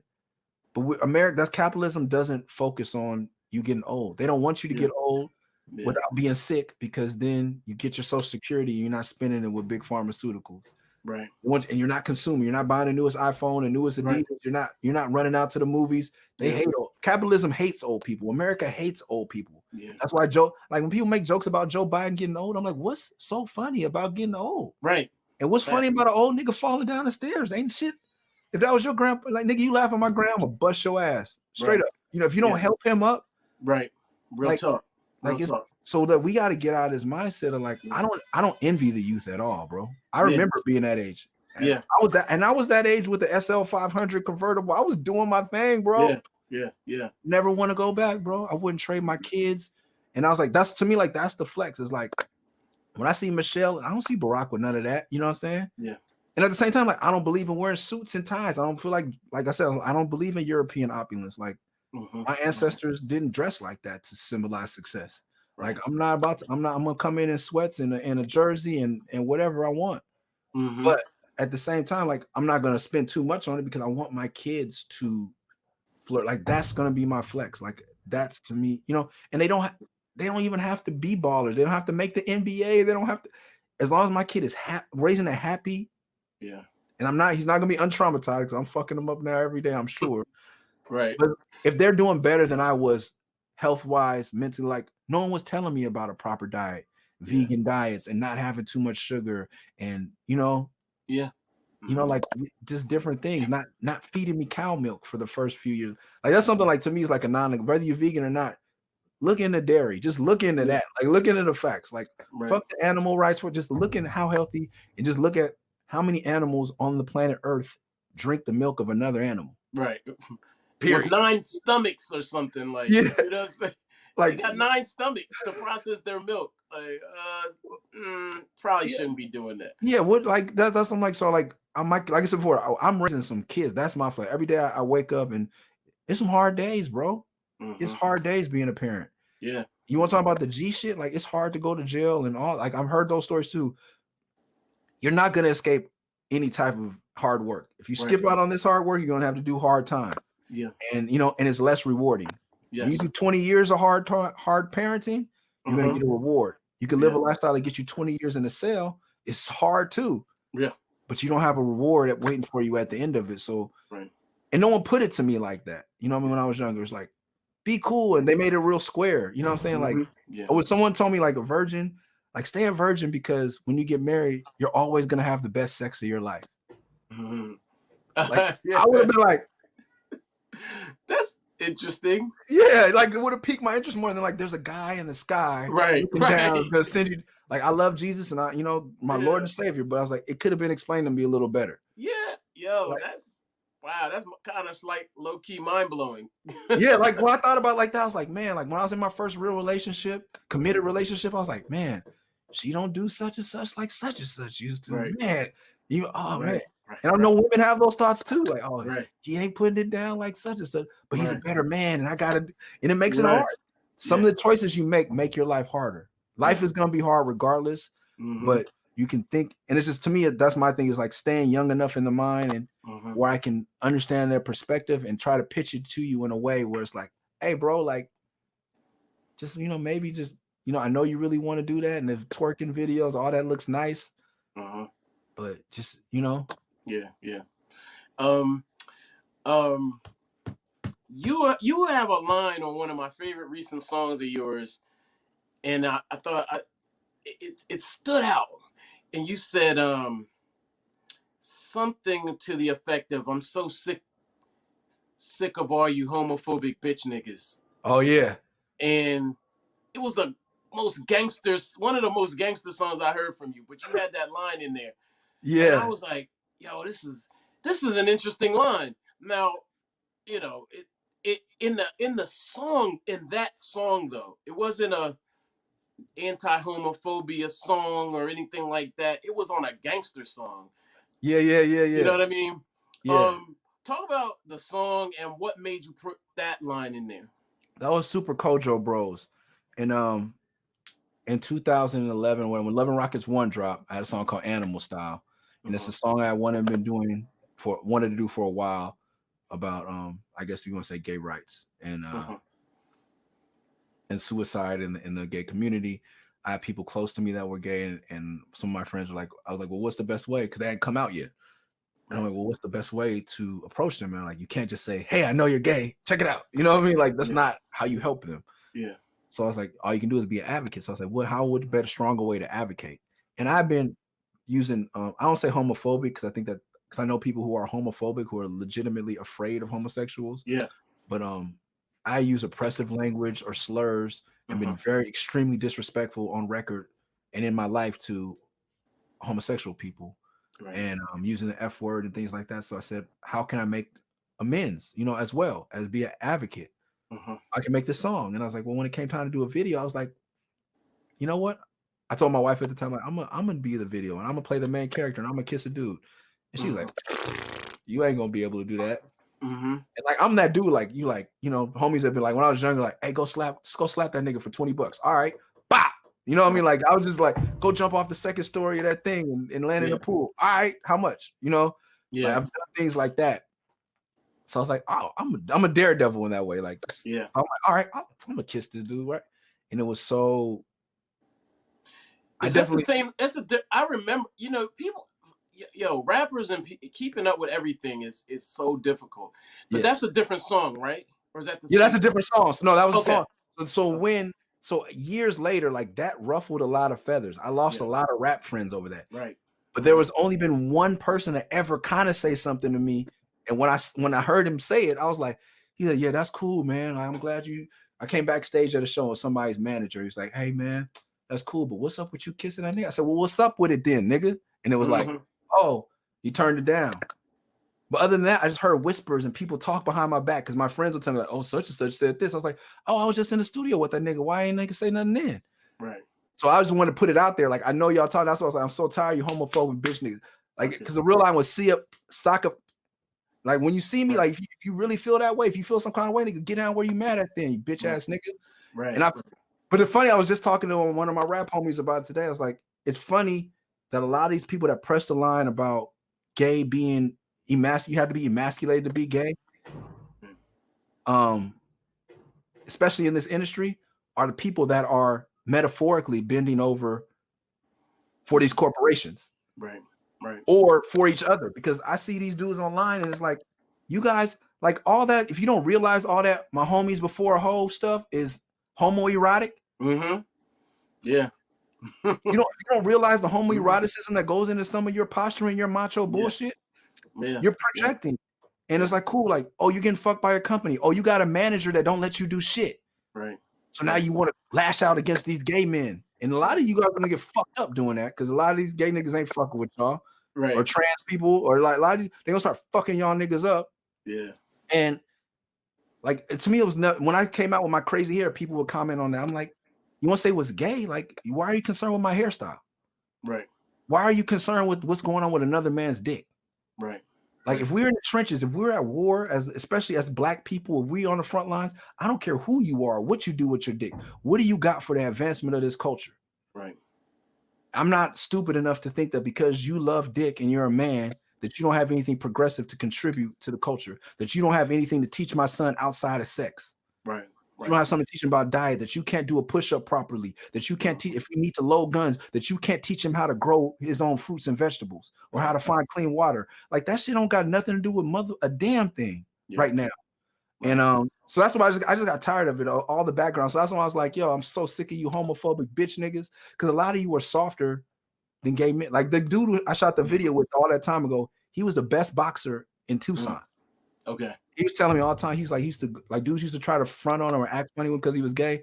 And he used to be like, yo, you don't want to mess with me. He's like, I fuck guys tougher than you. He would hit him with a 2-piece, like pop pop. He's like, man, I've been in so many fights. And I'm like, yo, like, I don't care. I'm not gay. I know that for a fact. I'm very secure in my sexuality. Right. And I'm not God. God, nowhere in the Bible asks for your help. Right. God is all powerful. They will deal with God and whatever God says is wrong. I need their help here on earth to make the world a better place for my children. Right. They can deal with God when they get there. Whatever the Bible says, then God's going to take care of that. Right. Right. So let him sort it out. I don't need you to play God. God don't need you to play God. But what I need you to do is play a human being of common sense to help us make this world a better place. And so that was just my getting, like you said, it was just one song where I felt like I'm so sick of this. Because also I wish that, you would just confront me, because you would see what it was right then, bro. Right.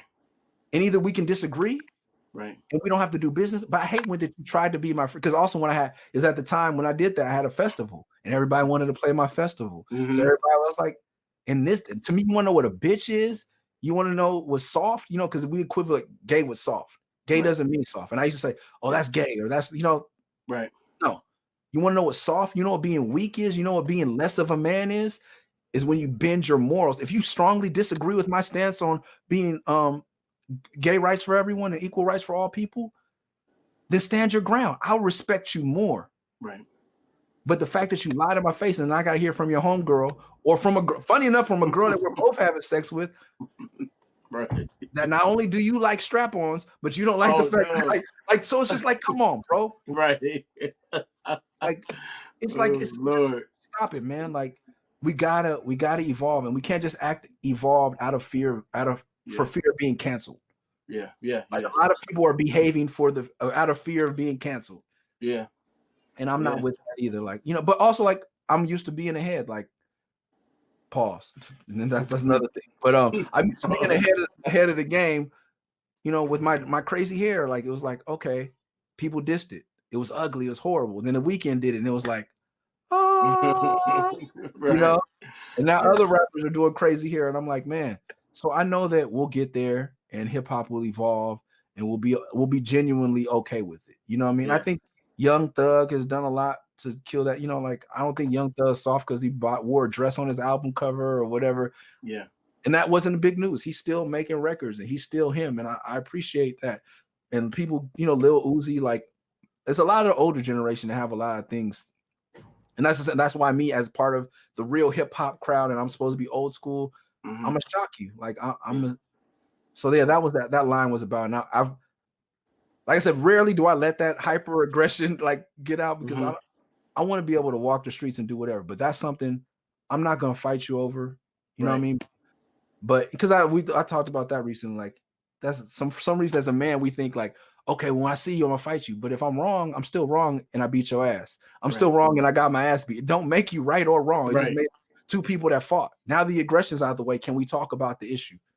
So get down where you mad at, bro. Like you think that I'm this and I'm that and I'm that. Oh, you gotta be gay to even want. I've had gay men come at me like that, like on the comments on the video saying, well, you just could go ahead and come out, baby. And I'm like, nah, like that's not it. You know what I mean? But let's disagree. Let's get that testosterone off. Don't talk behind my back because that's something that's somebody I don't want around my children. Gay, straight, rich, famous, cowards and liars and thieves. Like I have no place for that in my life. Right. Okay. So overall, Love and Rockets Volume 2, it sounds like it feels like a definitive work. Where do you rank it? And it's almost like you have something to prove. Like did you set out to create?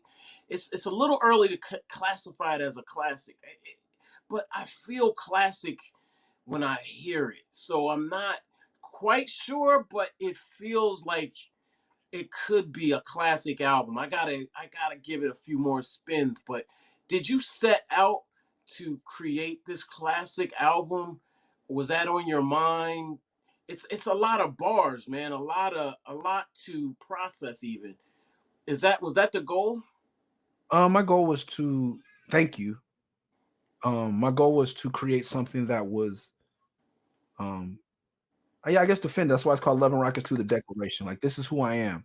Yeah. This is the skill set I'm bringing in here. Like I'm on Twitch every day, freestyling for 2 hours to sharpen my skill. My Patreon is all about me. I rap to different beats. Like I'm trying to be the best rapper I can be, and be a competition. But yeah, like I would love to have a Grammy. I would love, but also what puts a battery in my back these days is my sons got to listen to this shit when they old. Yeah. Like I don't want them to. They're gonna have to see me, God willing. They're gonna have to see me get weak and die eventually. You know what I mean? When I'm 143, that's what I told them. This it's a good number. Yeah, you know. But when I was doing my thing, I want them to know that I did that thing. Like that's my. I don't. And that's the thing too. That's when you get into homoerotic stuff. Like, why do you have that jewelry? Do you want other men to see you? And like what is going on? Right. Yeah. And so I want my young men to see me be strong. Yeah. Like, you know what I mean? Like, do you want, when people look at your jewelry, do you want to inspire young Black men to rise up and attain wealth and be strong and independently wealthy? That's great. Yeah. Just make sure you're what you're doing it for. And so, yeah, I would love to get a Grammy. That'd be nice. I would love more respect from my peers, but I kind of got that at this point. Yeah. To me, I'm proving something to me and I'm proving something to my kids because my son said he want to be a rapper. And I wanted to look like, and I want to take rap out of the realm of sports. We group it that way, and everything has a short lifespan. Either you're a street nigga and that doesn't have a long lifespan, or you play some type of sports and that doesn't have a long lifespan. Right. Art is art. Right. And I want to, like, when I finally put this down, because I do want to put this down one day so I can raise my kids and it's not in my shadow. You know what I mean? And I can focus on being a father. Right. And show them what 50 is supposed to look like when you're not seeking stardom or fame. Like I want to be. So before then, I want to make some shit. So yeah, this declaration was to be like, this is who I am. If you want to show people one MURS album, this is it. If I have to go back and if I die tomorrow, you know, knock on wood. But this is what your dad did. This is what your daddy did. This is who he was. Both sides. Yeah, like I'm a street dude, but I'm a fucking weirdo. I'm also this. Like, you know, you're gonna hear all kind of shit about me. Yeah. I'm a vegan. I have, you know, I was a whore at one time. I slept around a lot. Right. I love your mother dearly. Like all these things I want you to know about me. Yeah. But I want to put it in a way where, like, at the end of it all, my dad was this, and that, but my dad was cold as a motherfucker on that microphone. But my dad did not fuck around. That's what I tell my kids now. Like, okay, you want to be a basketball player today. Then when we walk around the neighborhood, bring that basketball everywhere with you went. Do you see your dad in the room rapping 2 hours a day? Do you like my new album? Right. Do you think that I got that good at rapping by not rapping? So that's, to me, that's what it was about. And that's why I sought out to do a definitive album on who I was. I finally felt like Fresh and I share a similar background. He knows all the hip hop shit, but he loves the classic gangster shit just like I do. And we found a mesh of those sounds. Right. And I felt comfortable talking my shit. Like, that's another thing too. Is like, I can't Crip out on a Knife Wonder beat. Like that just Right. don't. It doesn't make any sense. Yeah. You know what I mean? It doesn't. That Yeah. feeling's not there. Yeah. Or Yeah. like, oh, like Fresh Butter Beat. Like I didn't set out to write a bar to say, oh, one day I'm gonna write a bar to say my Crip and been weird. Like, Right. but when I heard that beat, I was like, cuss, Yeah. like, all right, like this is Yeah. what it is. Like when I heard the D.O.C, I was like, hey, blood, hey, cuss, like it Yeah. sounds like that. It felt like Yeah. that. And Fresh was Yeah. able to meet me where I needed to be met at that Yeah. point in my life to create, hopefully, what this is my definitive or one of my definitive works. Nice, nice, nice. Yo, do you get tired of people misspeaking your name? Oh nah, man. You don't? Okay. Cause Nah. for the longest time I was like MURS. Yeah, that's how Yeah. it's spelled. I don't. Yeah, nah. Okay. I do not mind one bit. Okay. I guess people will say like that's what's wrong with this generation. You know what I mean? Like everybody's so sensitive about their pronoun. Right. You can call like that's my thing is like you can say whatever to me and you can tell me to call you whatever. Like I'm very flexible. Okay. Even at this point when people want to be like, oh, Nicholas, MURS, whatever. There was a time where you could call me MURS, but you couldn't call me Nick. Right. That would trigger me, but I'm getting more accommodating and less particular at the older I get. And I think to me that's the way, like holding on to less and giving more. Yeah. Is that, and I feel like that, like I said with this album, like I feel like I wanted to give all of me. I haven't for fear of like, because I felt like that was my bag. A lot of niggas go to the street rap for their bag. Like I went to the backpack thing for my bag. Like, yo, I can't be on here talking about no Crip shit. That might fuck off my A$AP Rocky atmosphere money. Like, you know, like these white kids don't want to hear that shit. You know what I mean? Like, that was my day job. You know what I mean? Like, I didn't bring none of my homies to my shows. Like, niggas, they might start acting up. Like, y'all can't don't fuck up the bag. Right. And so now I'm a little more, I'm not scared about fucking off the bag. I'm trying to give my fans everything I can, give my children everything I can, and hold on to less. Because I'm almost to the second half of my life. Like 143. But I'm looking at the halfway point pretty soon. I said 100, but now that you're talking 143, I think I'm gonna extend mine to maybe 120. See. This is the thing about Cyborg. See, since I was young, reading Teen Titans, I've been going through this crisis. Like, man, Cyborg, would I want to be like him? Would I want to live like that? I've been going through that for a long time. And now I'm looking at it like that might be the way, in a few years. You never know. You know what? I'm my dumb ass when I was smoking cigarettes. I used to think that I was like, man, I ain't gonna quit smoking. By the time I'm 60, I get sick, they're gonna have a metal lung to throw on me anyway. Right. I don't feel stupid for quitting. Yeah, that was dumb, kids. That was dumb as fuck. Don't do that. No. But yeah. I don't know, man. I look at my grandfather. He just turned 93, and he's not tired of being around yet. Yeah, that's dope. And so I think that and I think that we're evolving. We're lasting longer. You know what I mean? Yeah. Modern medicine is catching up, and we'll be able to last longer. But if we don't change our ways, it's not gonna. We're gonna live to 100 and die in the Great Flood or whatever. Yeah. Global warming about to kill us in a minute anyway. So. All right. Well, I ain't gonna hold you. But I'm gonna make a request. Okay. Diana Doom. Okay. Video, like a live action video. Yeah.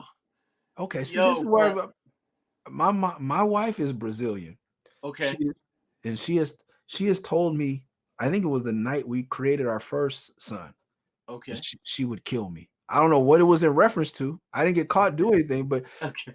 So if I ever get into acting, okay, I will never make a romantic film, right? Because my wife doesn't consider that acting. So making the Diana Doom video is going to be tricky. Well, you use other people. So okay, so you're not saying that you want me, and so I can't say. Maybe so you're going to the kitchen right now and die because I'm like, hey, Chuck said I got to do a video. No, you don't have Diana to Doom. Get two young people to do it, and you just maybe you narrate it, or maybe you don't. Maybe you're not in it at all. Maybe you know what I mean. Like you know what? In the story though. Oh yeah. Know what? Yeah, I don't really mention making love to her. You know what? I might be able to, because she's the one cheated on me. She's the one that has to do the sex scene. Right. See, All I gotta yeah. do is kill that nigga, man. That's Now we thinking. Now we yeah. thinking. Okay, Chuck. See, Yeah. any girl song, I just kind of stay away from the video at this point in my life because I don't want to Right. die for, you know. Right. Now I get it, bro. I get it. So, At but yeah, least, all right. now, okay, Diana Doom video. You Think might, about it. yeah. Well, I kind of fell off of it when Doom passed because the Yeah. original idea was to do it, either a cartoon where Diana's wearing the Doom mask the whole time, or do a live action version where she's wearing the Doom mask the whole time. Yeah, maybe you can pay homage. I mean, Doom. Yes, I just want to get away where it's not exploitative. Yeah. And wait long enough. But yeah, we got a new. I got to be an artist for a second. We got a new video for MURS In Retrograde. Okay. That's dropping this April 24th on my live stream. I'm doing Weekend at MURS is probably one of the last live stream virtual shows. Tickets available at onlocationlive.com/MURS316 or MURS316, whatever. But yeah, we'll be premiering a new video there. And then after that video, I might have to go into production. This summer might be a good time to do Diana Doom. Yeah, man. Oh my God. I was like, it felt like a movie unroll, you know. And really, I liked it because Ninth never really let me put sound effects into my story raps. Okay. Like no gunshots. If you listen to Dream Chaser or Walk Like a Man, like there's no fresh. Like we did that under quarantine. So like I rapped right here. Most of the album was done before the pandemic. Okay. But Diana Doom was something that came to me, and I was like, he was like, I want you to do 3 songs. I was like, all right, cool. We don't have a story on the album. That's why it's the last song. And then he started adding, and it felt so good to have someone add sound effects to my thing because I was like, he added like the laser shots to keep with the lever rocket thing. Didn't even like the pew, and I was like, oh, I called. I was like, bro, you killed this Fresh. Like, I'm so stoked on Fresh so man, thank you so much. I'm glad. Like that, the original version of the album didn't have that song on there, and Fresh just like, I got 3 beats. I want to do a 3-beat concept with you. I was like, cool. And then I was like, I haven't told a story. And then I wrote the last part first. I always play the games because that's a Doom line. That's why I said that. I only play the games that I win at. And then the last line is another Doom line. Just for this record, this is just some shit I thought of y'all fictional and not permissible in a court of law. Like so I started the last part, and that was the first part of the story I wrote. Then I went back and wrote, and that's a comic book thing because I was like, when I first heard about issue 0, I was like, what's that? And I was like, oh shit, you get to, once you create this character, now you can go back. Now that you have an understanding of who he is, you at issue 100 or issue 30, you can go back and do an issue 0. So I wrote the last part of the song first, and it had the Doom flavor to it. And then I went back, but it's all comic book because Diana is also like from the Greek Isles is where Wonder Woman is from. And it's also, and then Wonder Woman, she's my Wonder Woman. Like it's super comic book nerdy. But like this is what I want to be definitive because comic books are just as much of my life as Crippin is a part of, as skateboarding, as being a father and a husband, all that, and a vegan, like all that's part. And Fresh, what Fresh did, like when I'm a vegan, he sat down and made the beat on the spot. And we were in Maui and we were just kicking it. He was like, bro, you a vegan, but you a nigga, man. You got ain't no song for niggas that's vegans. Like, you gotta make a nigga song. And I was like, what? And there was a girl there that was about to be in a video that we do. He's like, hey, come here. He's like, go, bitch. You hear a teacher, bitch, I'm a vegan. Just say that. And he's like, now Murs, go. Just freestyle. And I'm like, all right. And even my sons pick out there like that. And that's why I did this album drunk, because like a lot of like I listened to 316 today because it was the 17th anniversary. And I don't like rapping in front of people. Like I'm real like stage frighty and all that stuff. So I could hear the nervousness in my voice. But when me and Fresh are drinking, a lot of these, like the D.O.C is like my regular talking voice. Like, okay. And then, bitch, I'm a vegan, straight me. And they're like, me and my kids are like, Dad, like that don't even really sound like your rapping voice. Like they just sound like you talking. Like we just, it was a good in the moment thing. And yeah. So anyway, thank you for listening to the record and actually listening to it. And and if anybody wants to get it, it's free at mursraps.com. Like I understand we're in a pandemic and might not have been the most opportune time to drop an album, but if it felt right, it might not have been fiscally sound. But well, hey man, you could do the merch, do some vinyl, or something. Yeah. You know, so, I got the CD, so I got that. Yeah, I sent you this. Yeah, so like, yeah, if you want a physical copy, it's there. If you want to get it for free and you don't have streaming for whatever reason, MURSRaps.com, you just go to check it out. It's $0, 0 cents. All you gotta do is enter your email and we'll send it to you. I just want people to hear this album, man. This album is about just, if you thought you knew who I was, you may be familiar with the name, but you don't know who I am. Like, check this record out. And if you don't like this album, you're not gonna like me. You can skip everything else in the catalog. Right. You know what I mean? But if you haven't liked me in the past, you might just like this. You know what I mean? Yeah, but it's like Black Mirror season 3. Start with season 3, you'll be locked in, and then head back to the other. Okay, see, I didn't know that. I got to get on that. Yeah, definitely. All right, bro. I appreciate you, man. Thanks so much for your time. Yes, sir. And, we're gonna have a nightmare editing this up and things of that nature. But I thought this was like a podcast. I'm just running my mouth, bro. Nah, well, it may be one day, but not yet. Yeah, so people will see this one. So it's a good one though, man. Appreciate you, man. Sorry to take up your time, Chuck. Much love, bro. Come on. Get out of here. All right, man. I'm gonna go eat some vegetables. All right, bro. Peace.